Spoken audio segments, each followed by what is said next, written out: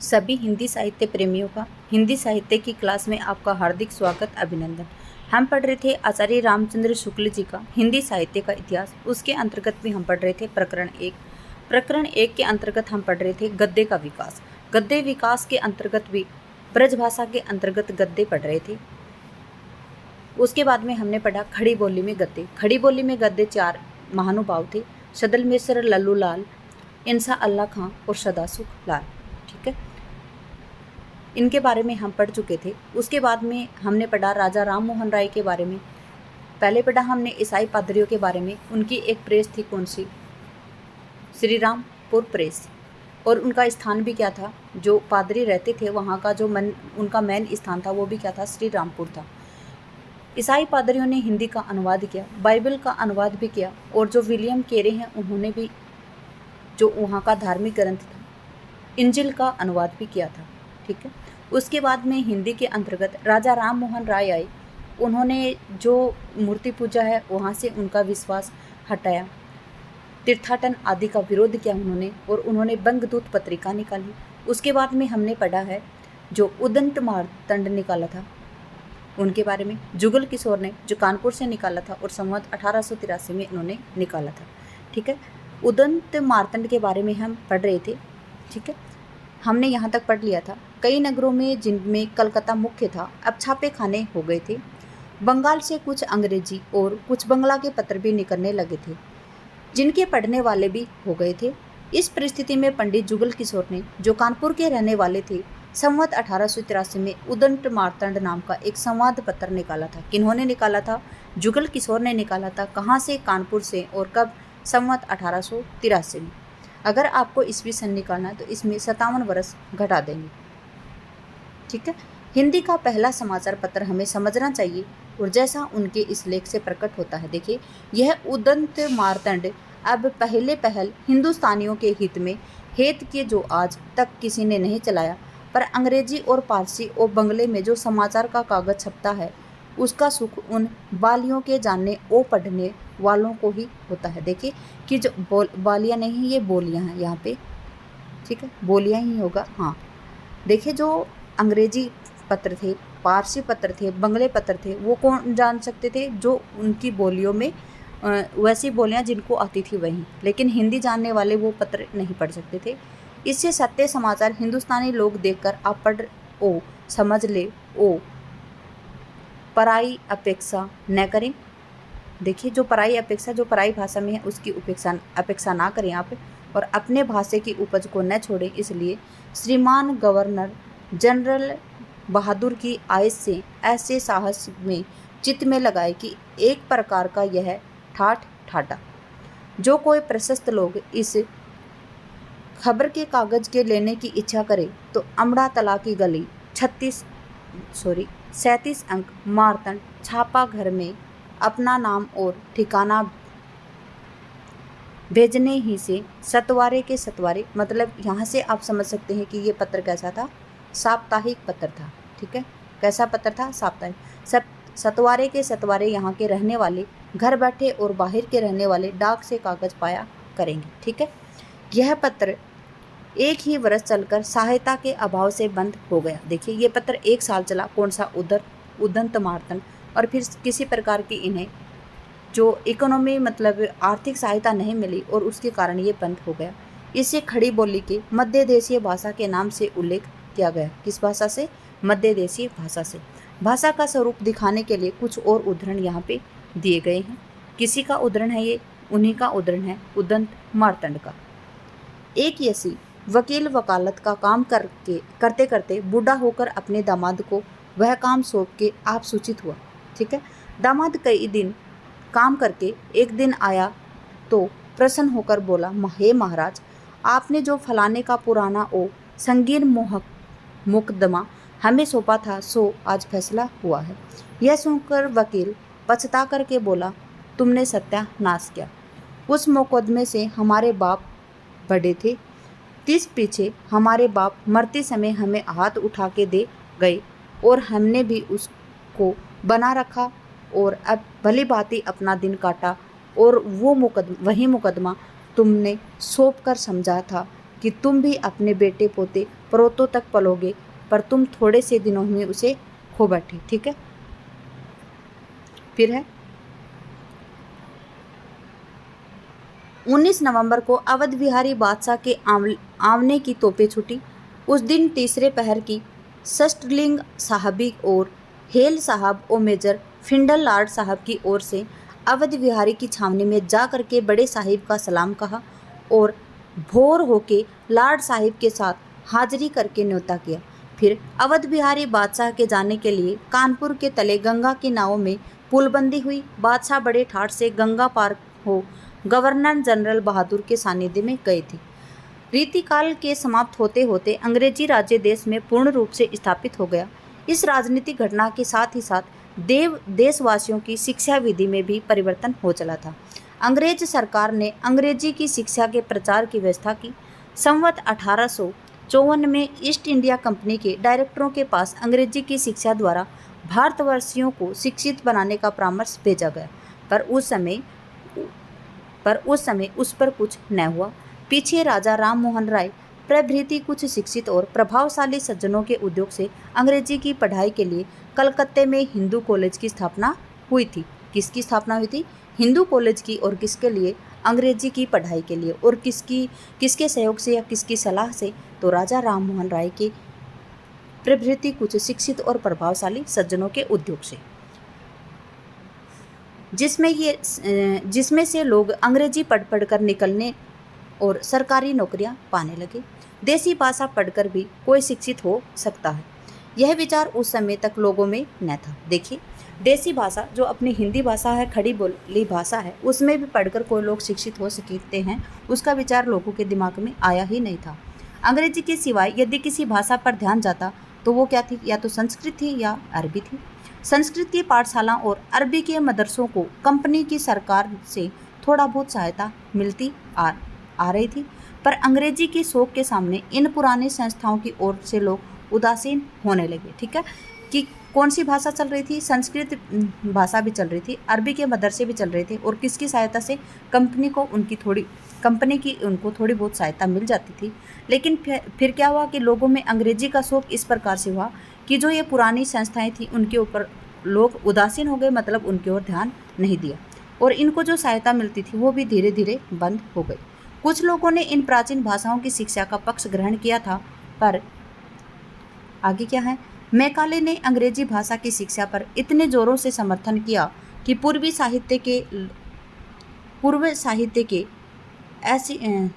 साहित्य के प्रति ऐसी उपेक्षा प्रकट की कि अंत में संवत 1892 मतलब 7 मार्च सन 1835 में कंपनी की सरकार ने अंग्रेजी शिक्षा के प्रचार का प्रस्ताव पास कर दिया, और धीरे धीरे अंग्रेजी के स्कूल ही क्या हो गए? खुलने लगे।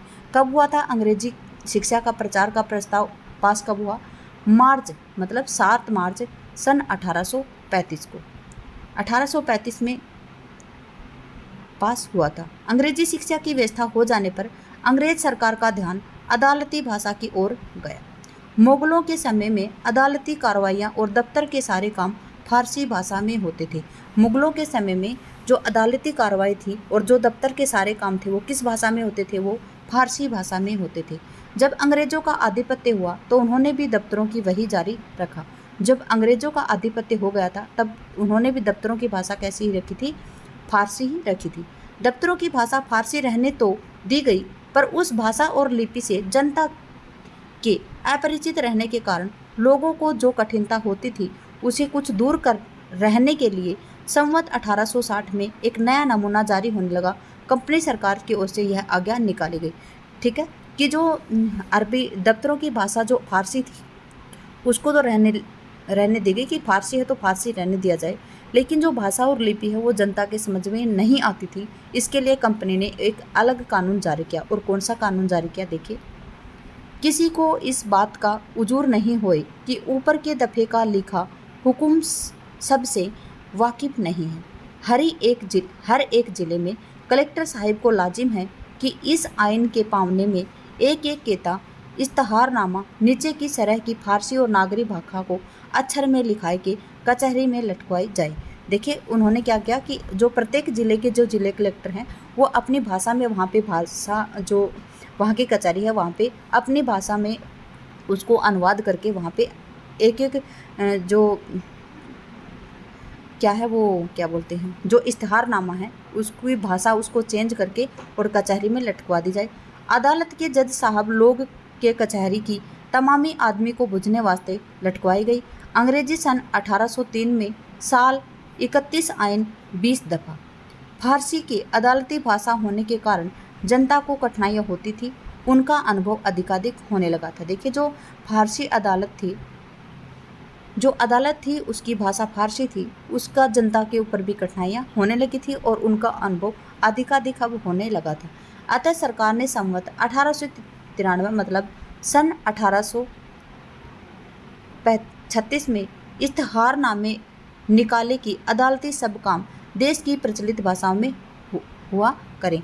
क्या है कि जो संवत 1893 में या फिर सन 1836 में एक इश्तिहारनामा निकाला गया कि जो अदालती की जो सब काम है वो देश की जो प्रचलित भाषा है उसी में होना चाहिए। हमारे संयुक्त प्रदेश में सदर बोर्ड की तरफ इश्तिहारनामा हिंदी में निकला था। किस भाषा में निकला था? हिंदी भाषा में। उसकी नकल नीचे दी गई है। देखिए इश्तिहारनामा बोर्ड सदर से निकला था।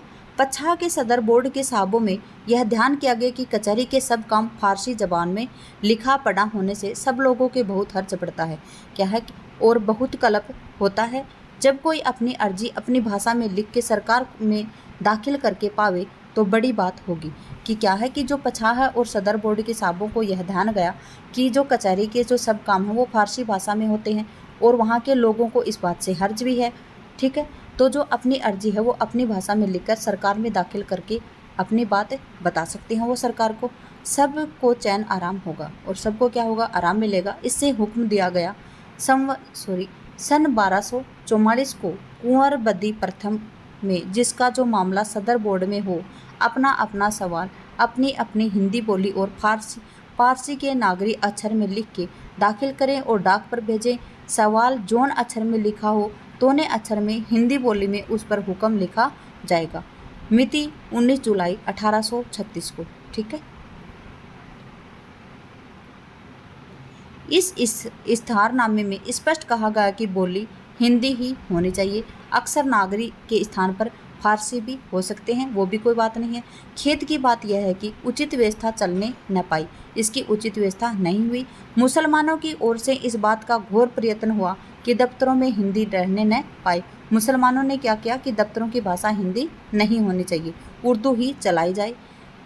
उसका चक्र बराबर चलता रहा, यहाँ तक कि एक वर्ष के बाद अर्थात संवत 1894 में मतलब 1937 में उर्दू हमारे प्रांत के सब दफ्तरों की भाषा बन गई थी। देखिए अंग्रेज़ों ने हिंदी चलाने की कोशिश की लेकिन मुसलमान क्या चाहते थे कि भाषा हिंदी ही हो। देखिए भाषा के ऊपर भी किस प्रकार की मतलब बातें वहाँ पे की गई हैं। सरकार की कृपा से खड़ी बोली का अरबी फारसीपन रूप लिखने पढ़ने की अदालती भाषा होकर सबके सामने आ गया। ठीक है कि उर्दू है उसका सरकार की कृपा से क्या हुआ कि जो खड़ी बोली का अरबी फारसीपन रूप था वो लिखने पढ़ने में भी अदालती भाषा होकर सबके सामने आने लगा। जीविका और मान मर्यादा की दृष्टि से उर्दू सीखना आवश्यक हो गया था। देखिए जीविका के लिए और अपनी मान मर्यादा की दृष्टि के लिए उर्दू सीखना सभी के लिए उपयोगी हो गया था, आवश्यक हो गया था। देश भाषा के नाम पर लड़कों को उर्दू ही सिखाई जाने लगी। ठीक है, देश भाषा के नाम के ऊपर कैसी भाषा सिखाई जाने लगी थी? उर्दू भाषा ही सिखाई जाने लगी थी। उर्दू पढ़े लिखे लोग ही शिक्षित कहलाने लगे थे। जो लोग उर्दू पढ़ लेते थे वो लोग ही क्या थे? शिक्षित थे। हिंदी की काव्य परंपरा यद्यपि राज दरबारों के आश्रय में चलती थी पर उसके पढ़ने वालों की संख्या भी घटती जा रही थी। क्यों घटती जा रही थी? क्योंकि पढ़ने वाले कौन थे? उर्दू। शिक्षित किन को माना जाता था? उर्दू। तो हिंदी का कहाँ पे वहाँ पे स्थान होगा? नव शिक्षित लोगों का लगाव उनके साथ कम होता जा रहा था। किसके साथ? हिंदी के साथ। ऐसे प्रतिकूल समय में साधारण जनता के साथ साथ उर्दू पढ़े लिखे लोगों को भी थोड़ी बहुत दृष्टि अपने पुराने साहित्य की ओर बनी हुई और धर्म भाव से थी। तुलसीकृत रामायण की चौपाइयाँ और सूरदास जी के भजन आदि भी उर्दूग्रस्त लोगों को कुछ लगाव भाखा से बनाए हुए लगे थे। अन्यथा अपने परंपरागत साहित्य से नवशिक्षित लोगों का अधिकांश कालचक्र के प्रभाव से विमुख हो रहा था। श्रृंगार रस की भाषा का कविता में अनुशीलन भी गाने बजाने वालों के शौक की तरह इधर उधर बना हुआ था। इस स्थिति का वर्णन करते हुए स्वर्गीय बाबू देखिए बाल मुकुंद गुप्त ने, आप सभी को पता है कि हिंदी साहित्य के अंतर्गत खड़ी बोली का सबसे पहले प्रयोग करवाने वाले खड़ी बोली के पक्ष में जो सबसे पहले आवाज़ उठाने वाले कौन थे? बाल मुकुंद गुप्त थे। याद रखेंगे, ये क्वेश्चन भी आ सकता है। जो लोग नागरी अक्षर सीखते थे फारसी अक्षर सीखने पर विवश हुए। हिंदी भाषा हिंदी न रहकर उर्दू बन गई। हिंदी उस भाषा का नाम रहा जो टूटी फूटी चाल में देवनागरी अक्षरों में लिखी जाती थी। संवत 1902 में यद्यपि शिव प्रसाद शिक्षा विभाग में नहीं आए थे, ठीक है, शिव प्रसाद क्या थे? शिक्षा विभाग में नहीं आए थे संवत 1902 में, पर विद्या व्यसनी होने के कारण अपनी भाषा हिंदी की ओर उनका ध्यान न था, ठीक है, हिंदी की तरफ इनका ध्यान नहीं था, किनका? शिव प्रसाद जी का।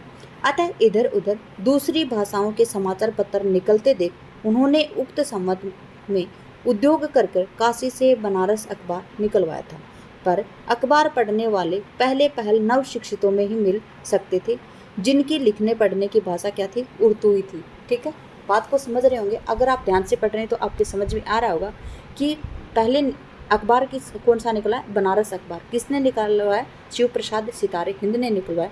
लेकिन अखबार पढ़ने वाले पहल नव शिक्षित तो थे, मिल सकते थे, लेकिन भाषा उनकी क्या थी? उर्दू ही रही थी। अतः इस पत्र की भाषा भी उर्दू ही रखी गई, ठीक है। बनारस अखबार की भाषा क्या रखी गई? उर्दू रखी गई, क्योंकि पहल पढ़ने वाले भी कौन थे? उर्दू भाषा का ही उस समय प्रचार प्रसार हो रहा था। खड़ी बोली को एक साइड में रख दिया गया था।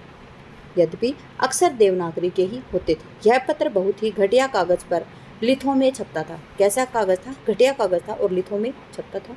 भाषा यद्यपि गहरी उर्दू होती थी, हिंदी के कुछ सूरत पैदा करने के लिए बीच बीच में धर्मात्मा, परमेश्वर, दया ऐसे कुछ शब्द भी रख दिए जाते थे। देखिए, हिंदी की सूरत पैदा करने के लिए भी शिव प्रसाद सितारे हिंद ने बनारस अखबार में कुछ कुछ शब्द हिंदी के लिख दिए जाते थे, जबकि अखबार किसमें था? उर्दू में थे। इनमें राजा साहब भी कभी कभी कुछ लिख दिया करते थे। इस पत्र की भाषा का अंदाज़ा नीचे उद्धृत अंश में मिलता है। देखिए, ये कैसा अखबार है? ये जो बनारस अखबार है उसका कोई गते है। यहाँ जो नया पाठशाला कई साल से जनाब कप्तान किट साहब बहादुर ने एहतिमाम और धर्मात्माओं के मदद से बनता है, उसका हाल कई दफ़ा जाहिर हो चुका है। देखकर लोग उस पाठशाले के किते के मकानों में खूबियाँ अक्सर बयान करते हैं और उनके बनने के खर्च की तजवीज़ करते हैं। जमा के ज़्यादा लगा होता है, हर तरह के से लायक तारीफ के हैं, सो यह सब दानाई साहब महमम दूह की है। देखिए, इस भाषा को लोग हिंदी कैसे समझ सकते थे? अतः काशी से एक दूसरा पत्र सुधाकर निकला। और किसने निकाला? बाबू तारा मोहन मित्र ने कई सज्जनों के उद्योग से संवत 1907 को निकाला था। कब निकाला था? संवत 1907 को। किसने निकाला था? सुधाकर पत्र। जो काशी से दूसरा पत्र निकला, कौन सा था? सुधाकर।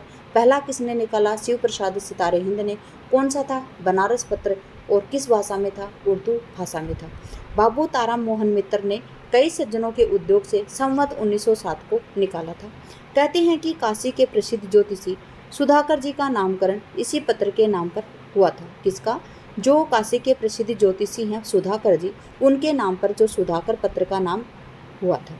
जिस समय उनके चाचा के हाथ में डाकिये ने यह पत्र दिया था, ठीक उसी के भीतर उनके पास सुधाकर जी से उत्पन्न होने की खबर पहुंची थी। इस पत्र की भाषा बहुत कुछ सुधरी और ठीक हिंदी थी, पर यह पत्र कुछ दिन चला नहीं। देखिए, कुछ दिनों तक पत्र ये चला नहीं। क्यों नहीं चला? कि उस समय उर्दू लड़कों के द्वारा उर्दू पढ़ी जाती थी और ये हिंदी में पत्र था। इसी समय के लगभग अर्थात संवत 1909 में आगरे से मुंशी सदा सुखलाल के प्रबंध और संपादन में बुद्धि प्रकाश निकला, जो कई वर्ष तक चलता रहा। कौन सा? बुद्धि प्रकाश। किसने निकाला? मुंशी सदा सुखलाल ने। बुद्धि प्रकाश की भाषा उस समय को देखते हुए बहुत अच्छी थी और नमूने देखिए कहाँ से था ये? कलकत्ते के समाचार, ठीक है। किस किस के समाचार हैं? अलग अलग हैं। जैसे बुद्धि प्रकाश से देखिए किसके समाचार हैं? पहले कलकत्ते के समाचार। कलकत्ते के समाचार किस प्रकार से थे? इस पश्चिमी देश में बहुतों को प्रकट है कि बंगाले की रीति के अनुसार उस देश के लोग आसन मृत्यु रोगी को गंगा घाट तक ले जाते हैं और यह तो नहीं करते कि उस रोगी को अच्छे होने के लिए उपाय करने के काम करें। क्या करते हैं कि जो उस समय आसन मृत्यु रोगी को, मतलब ऐसा रोगी जो मृत्यु को प्राप्त होने वाला हो, उसको इलाज करने के बजाय क्या करते थे, गंगा घाट की तरफ ले जाते थे और उसे यत्न से रक्षा में रखे, वरन उनके विपरीत रोगी को जल के तट पर ले जाकर पानी में गोते देते थे, हरि बोल कहकर उसका जीव लेते थे। ठीक है। स्त्रियों की शिक्षा के विषय में क्या कहा है? स्त्रियों में संतोष और नम्रता और प्रीत, यह सब गुण कर्ता ने उत्पन्न किए हैं। क्या है कि स्त्रियों में संतोष भी है, नम्रता भी है और प्रीत मतलब प्रेम भी है, और ये सब गुण कर्ता मतलब विधाता ने ही प्रकट किए हैं। केवल विद्या की न्यूनता है, और क्या है उनमें विद्या नहीं है। जो यह भी हो तो स्त्रियां अपने सारे ऋण से चूक सकती हैं, और लड़कों को सिखाना पढ़ाना जैसा उनसे बन सकता है वैसा दूसरों से नहीं बन सकता। ठीक है। यह काम उन्हीं का है कि शिक्षा के कारण बाल्यावस्था में लड़कों को भूल चूक के बजाय सरल सरल विद्या ही उन्हें सिखाई जाए। इस प्रकार हम देखते हैं कि अदालती भाषा उर्दू बनाई जाने पर भी विक्रम की 20वीं शताब्दी के आरंभ में पहले से ही हिंदी खड़ी बोली गद्य की परंपरा हिंदी साहित्य में अच्छी तरह चल पड़ी थी। ठीक है। कि अदालती भाषा क्या बनाई थी? उर्दू। फिर भी कौन सी भाषा चल पड़ी थी? हिंदी खड़ी बोली चल पड़ी थी। उनमें पुस्तकें छपने लगी थी, अखबार निकलने लगे थे, पद्य की भाषा ब्रजभाषा ही बनी रही।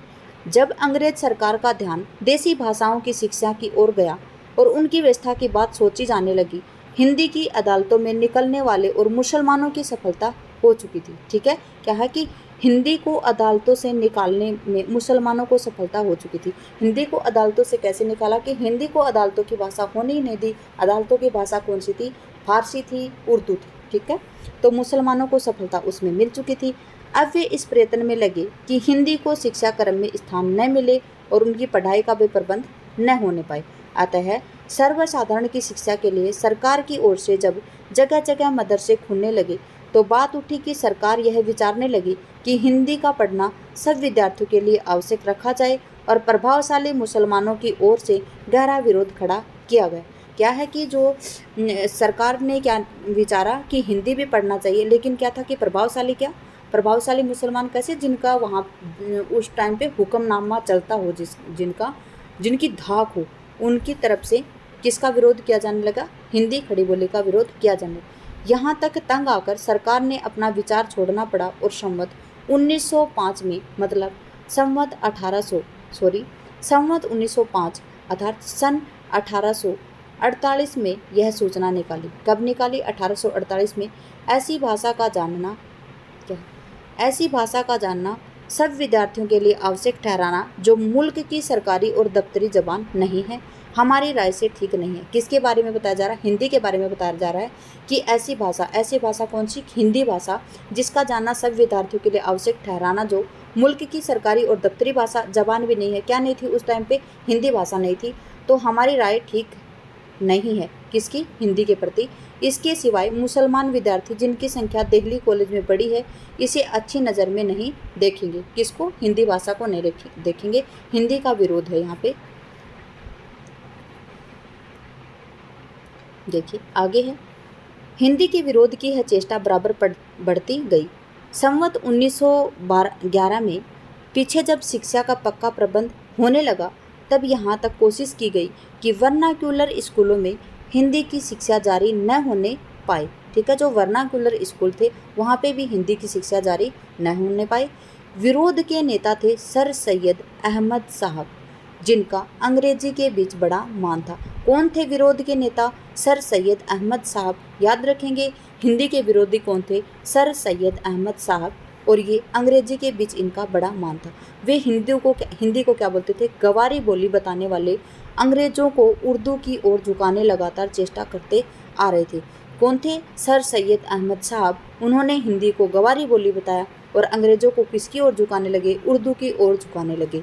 इस प्रांत के हिंदुओं में राजा शिव प्रसाद अंग्रेजों के उसी ढंग के कृपा पात्र थे जिस ढंग के सर सैयद अहमद थे। देखिए, जो इस प्रांत में यहाँ पे जो हिंदी भाषा को गंवारी बताने वाले कौन थे? सर सैयद अहमद शाह थे। वो भी इसी प्रकार से थे जैसे शिव प्रसाद सितारे हिंद कृपा पात्र थे अंग्रेजों के, उसी प्रकार से कृपा पात्र कौन थे? सर सैयद अहमद शाह।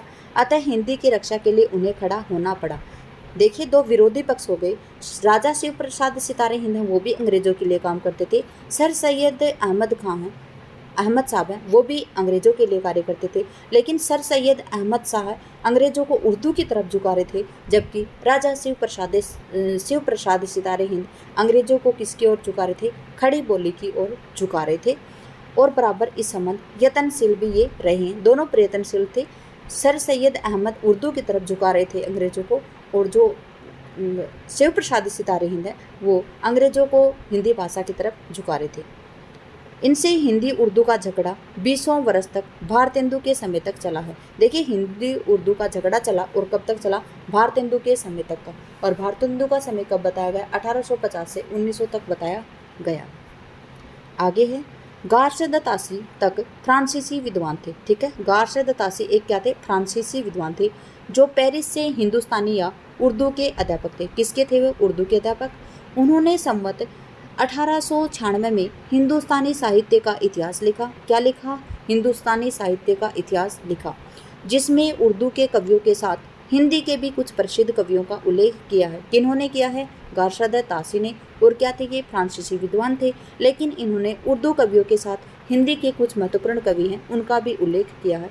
संवत 1909 में, मतलब 4 दिसंबर सन 1852 को अपने व्याख्यान में उन्होंने उर्दू और हिंदी दोनों भाषाओं की युगपद सत्ता इन शब्दों में स्वीकार की है। देखिए, दोनों भाषाओं को बराबर मानने वाले कौन थे? ये गारशद तासी। उत्तर के मुसलमानों की भाषा यानी हिंदुस्तानी उर्दू पश्चिमोत्तर प्रदेश अब संयुक्त प्रांत की सरकारी भाषा नियत की गई है। यद्यपि हिंदी भी उर्दू के साथ साथ उसी तरह बनी है जिस तरह वह फारसी के साथ थी। बात यह है कि मुसलमान बादशाह सदा से एक हिंदी सेक्रेटरी जो हिंदी नवीस कहलाता था, एक फारसी सेक्रेटरी जिसे फारसी नवीस कहते थे, रखा करते थे, जिसमें उनकी आज्ञाएं दोनों भाषाओं में लिखी जाए। देखिए, जो मुसलमान बादशाह थे वो अपना एक हिंदी सेक्रेटरी भी रखते थे, और जो हिंदी नवीस नाम से जाना जाता था, फारसी सेक्रेटरी भी रखते थे जो फारसी नवीस के नाम से जाना जाता था। और दोनों ही राजा की आज्ञा, मतलब मुसलमान बादशाह की आज्ञा से दोनों भाषा में लिखी जाए उनकी आज्ञा। इस प्रकार अंग्रेज सरकार पश्चिमोत्तर प्रदेश में हिंदू जनता के लाभ के लिए प्राय सरकारी कानूनों की नागरी अक्षरों में हिंदी अनुवाद भी उर्दू कानूनी पुस्तकों के साथ साथ देती है। ठीक है, ये दोनों भाषाओं को बराबर मानने वाले थे।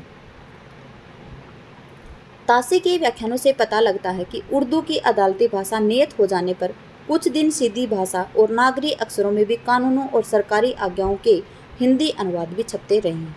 जान पड़ता है कि उर्दू के पक्षपातियों का जोर जब बढ़ा तब उनका छपना एकदम बंद हो गया। ठीक है, जैसा कि अभी कह आए हैं कि राजा शिव प्रसाद और भारतेंदु के समय तक हिंदी उर्दू का झगड़ा चलता रहा है। गारशद तासी ने फ्रांस में बैठे बैठे इस झगड़े का योग किया है। किसने किया है? गारशद तासी ने फ्रांस में बैठे बैठे भी इस झगड़े का वर्णन किया है। ये अरबी फारसी के अभ्यासी और हिंदुस्तानी या उर्दू के अध्यापक थे। उस समय के अधिकांश और यूरोपियनों के समान उनका भी मजहबी संस्कार प्रबल था। यहाँ जब हिंदी उर्दू का सवाल उठा तब सर सैयद अहमद, जो अंग्रेजों के मेलजोल रखने की विद्या में एक ही थे, हिंदी विरोध में और बल लाने के लिए मजहबी नुक्सा भी काम में लाए थे। अंग्रेजों को सुझाया गया कि हिंदी हिंदुओं की जबान है तो बुत परस्त है, उर्दू मुसलमानों की जिनके साथ अंग्रेजों की मजहबी रिश्ता है, दोनों सामी या पैगंबरी मत को मानने वाले हैं। जी, अभी लास्ट पेज बचा है हमारा ये आधुनिक काल के प्रकरण 1 में सामान्य परिचय है, जिसमें गद्य का विकास किस प्रकार से हुआ है वो हम पढ़ रहे हैं।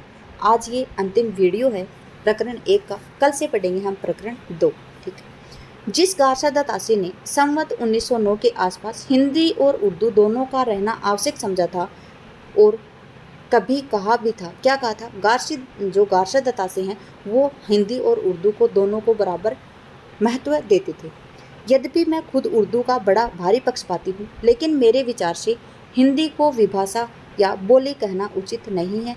ये जो पंक्तियाँ हैं ये एग्जाम में पूछी जाती हैं, और ये किसका कथन है? तो ये गारशद जो गारशद तासी हैं उनका कथन है कि मैं खुद उर्दू का बड़ा भारी पक्षपाती हूँ, लेकिन मेरे विचार से अगर हिंदी को विभाषा बोला जाए तो वो उचित नहीं है। वहीं गारशद तासी आगे चलकर मजहबी कट्टरपन की प्रेरणा से सर सैयद अहमद की भरपेट तारीफ करके हिंदी के संबंध में फरमाते हैं। क्या फरमाते हैं और किसकी तारीफ करते हैं? सर सैयद अहमद साहब। और ये सर सैयद अहमद साहब कौन है? जो उर्दू को महत्वपूर्ण मानते हैं और जो हिंदी खड़ी बोली है उसको गवारी भाषा बोलते हैं। इस वक्त हिंदी की हैसियत भी एक बोली मतलब डायलेक्ट की सी रह गई है, जो हर गांव में अलग अलग ढंग से बोली जाती है। ये भी किसका कथन है? ये गारशद तासी का है। क्या कहा कि इस वक्त हिंदी की हैसियत भी एक बोली है। हिंदी एक भाषा न होकर क्या है? एक बोली है जो हर गांव में अलग अलग ढंग से बोली जाती है। ठीक है। हिंदी उर्दू का झगड़ा उठने पर आपने मजहबी रिश्ते के ख्याल से उर्दू का पक्ष ग्रहण किया और कहा, देखिए हिंदी उर्दू का जब झगड़ा उठा तो उन्होंने क्या किया? मजहबी रिश्ते के ख्याल से उर्दू का पक्ष ग्रहण किया। और क्या कहा उन्होंने? किन्होंने कहा? गारशद तासी ने।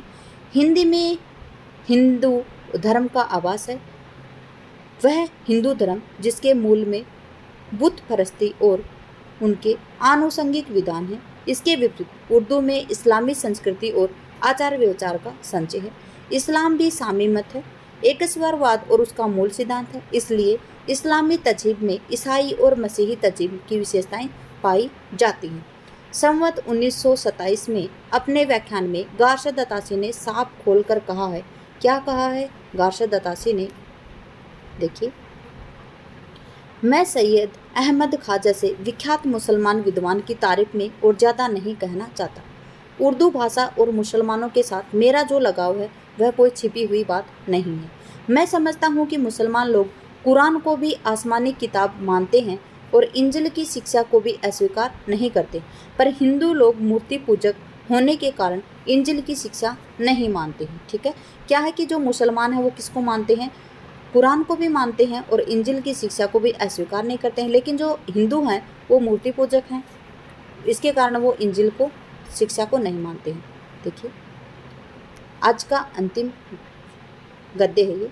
परंपरा से चली आती हुई देश की भाषा का विरोध और उर्दू का समर्थन कैसे कैसे भावों की प्रेरणा से किया जाता रहा है, यह दिखाने के लिए इतना बहुत है। विरोध प्रबल होते हुए भी जैसे देश भर में प्रचलित अक्षरों और वर्णमालाओं को छोड़ना असंभव था, वैसे ही परंपरा से चले आते हुए हिंदी साहित्य को भी, अतः अदालती भाषा उर्दू होते हुए भी शिक्षा विधान में देश की असली भाषा हिंदी को स्थान देना ही पड़ा। काव्य साहित्य की प्रचुर परिमाण में भरा पड़ा है, अतः जिस रूप में वह था उसी रूप में उसे लेना ही पड़ा। गद्य की भाषा को लेकर खींचतान आरंभ हुई। इसी खींचतान के समय राजा लक्ष्मण सिंह और शिव प्रसाद मैदान में आए थे। कौन आए थे मैदान में? राजा लक्ष्मण सिंह और शिव प्रसाद सितारे हिंद जी आए थे। ठीक है, पढ़ेंगे हम यहाँ तक ही, आज पढ़ेंगे यहाँ तक ही। और आज ये प्रकरण 1 है जो हमारा समाप्त हो गया है, जिसके अंतर्गत सामान्य परिचय है किसका? गद्य के विकास का। गद्य के विकास को मैंने आपको 4 वीडियो के माध्यम से समझाया, आपकी समझ में आ गया होगा। ध्यान से पढ़ेंगे तो बिल्कुल मेरे साथ आप इस प्रकार से पढ़ेंगे कि आपको पढ़ते पढ़ते ही याद हो जाएगा। ठीक है, क्लास में बने रहने के लिए आपका धन्यवाद। आपका दिन शुभ रहे। जय हिंद, जय भारत, जय जवान, जय किसान।